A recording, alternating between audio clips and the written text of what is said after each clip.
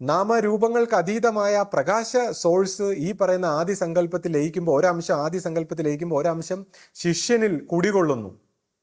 ഗുരു ശരീരത്തിൽ ഇരിക്കുമ്പോൾ തന്നെ ഗുരുവിന്റെ ശരീരത്തിന്റെ പ്രാണന്റെ ഊർജത്തിന്റെ ഒരംശം എടുത്തുകൊണ്ട് ആരാധനാലയത്തിൽ ഗുരു പ്രതിഷ്ഠ നടത്തി.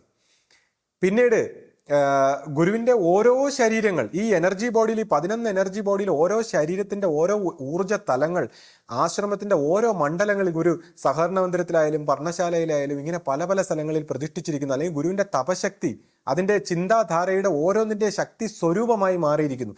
ഇത് പരമ്പരയെ നയിക്കാൻ എക്കാലം ഉണ്ടാവും എന്നുള്ളതാണ്. അല്ലാതെ ഇത് പ്രേത സ്വഭാവത്തിലല്ല. എന്നിട്ട് തന്നെ ഇപ്പൊ ഇനി പ്രേതം എന്താണ്? ഒരു വ്യക്തിയുടെ ഫിസിക്കൽ ബോഡി നശിച്ചു കഴിഞ്ഞാൽ സൂക്ഷ്മ ശരീരം ഇത്ര ദിവസം കൊണ്ട് നശിക്കുമെന്ന് പറയുന്നു. എന്നാൽ ഈഥറിക് ബോഡി, നമ്മുടെ ആസ്ട്രൽ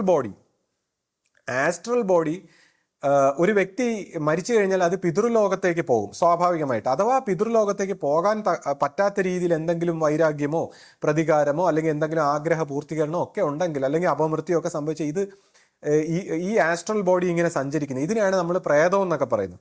അപ്പൊ ഈ ആസ്ട്രൽ ബോഡിയുടെ ശല്യങ്ങളും അല്ലെങ്കിൽ മറ്റുള്ളവരെ പൊസസ് ചെയ്ത് പല തെറ്റുകൾ ചെയ്യിക്കുന്നതൊക്കെ, അതിനെക്കുറിച്ചൊക്കെ അത് വിഷയം മാറിപ്പോ അതൊക്കെ നമ്മൾ വായിച്ചിട്ടുണ്ട്.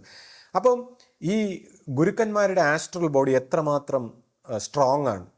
അപ്പോൾ ഇതിനെക്കുറിച്ച് പറയുന്നത് ഇപ്പോൾ ശ്രീകൃഷ്ണ പരമാത്മാവിൻ്റെ ആവട്ടെ, ബുദ്ധ ഭഗവാന്റെ ആവട്ടെ, മഹാവതാർ ബാബാജിയുടെ ആവട്ടെ ആസ്ട്രൽ ബോഡി, അല്ലെങ്കിൽ അഗസ്ത്യ മുനി, ഭോഗർ, ഇവരുടെയൊക്കെ ആസ്ട്രൽ ബോഡി ശിഷ്യന്മാർക്ക് ദർശനം, അതും മാംസ കണ്ണോടെ സ്പർശിക്കാൻ പറ്റുന്ന രീതിയിൽ ദർശനം കൊടുക്കുന്നതായിട്ട് ഒരുപാട് നമ്മൾ വായിച്ചിട്ടുണ്ട്.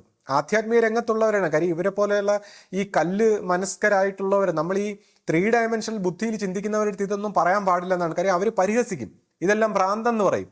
അപ്പൊ അത്രക്കാരോട് ഇത് പറയാൻ പാടില്ല. എന്നാലും എൻ്റെ നിവൃത്തിയില്ലായ്മ കൊണ്ട് ഞാൻ പറയാണ്. കാര്യം ഇതുപോലുള്ള കാര്യങ്ങൾ വിശദമായിട്ട് പറഞ്ഞാൽ മാത്രമേ ഇതിൻ്റെ ഒരു മഹത്വം നമുക്ക് മനസ്സിലാവൂ.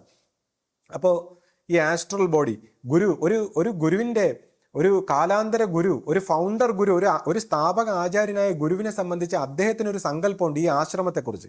കാര്യം അദ്ദേഹത്തിന്റെ പരമ്പര നശിച്ചു പോവുക എന്ന് പറയുമ്പോൾ അദ്ദേഹത്തിന്റെ എല്ലാ പ്രവൃത്തിയും തകർന്നു പോകുന്നതിന് തുല്യമാണ്. അപ്പൊ അദ്ദേഹത്തിന്റെ ആസ്ട്രൽ ബോഡിയിൽ അദ്ദേഹം ഒരു സങ്കല്പം കൊടുത്തിട്ടായിരിക്കും പോകുന്നത്. എത്ര കാലം വരെ ഇത് നിലനിൽക്കണം, ഏത് രീതിയിൽ ശിഷ്യ പരമ്പരയെ ഗൈഡ് ചെയ്യണം. അപ്പോൾ ഈ ആസ്ട്രൽ ബോഡി ഗുരുവിന്റെ, നമ്മുടെ ശിഷ്യ പരമ്പരയുടെ മാനസിക തലത്തിൽ ഇതുണ്ട്. അപ്പോൾ ഇതിനകത്തുനിന്ന് എങ്ങനെ ഈ ഗുരുവിനെ മാംസക്കണ്ണോടെ കാണാം, അല്ലെങ്കിൽ എങ്ങനെ ഈ ഗുരുവുമായിട്ട് സംവദിക്കാം. ഇനി ഇതല്ലാതെ ഇത്തരം ഗുരുക്കന്മാരുമായിട്ട് സംവദിക്കാൻ നമുക്ക് ടൈം ട്രാവലിലൂടെ സാധിക്കും. അതായത് ടൈം ട്രാവൽ എന്ന് പറയുമ്പോൾ നമ്മൾ ഈ പറയുന്ന പോലെ പ്രകാശ വർഷങ്ങൾക്ക് അകലെ പോയി നിന്നാൽ ഇപ്പോഴും ഗുരു ജീവിച്ചിരിക്കുന്ന കാണാമെന്ന് പറയുന്നത് പോലെ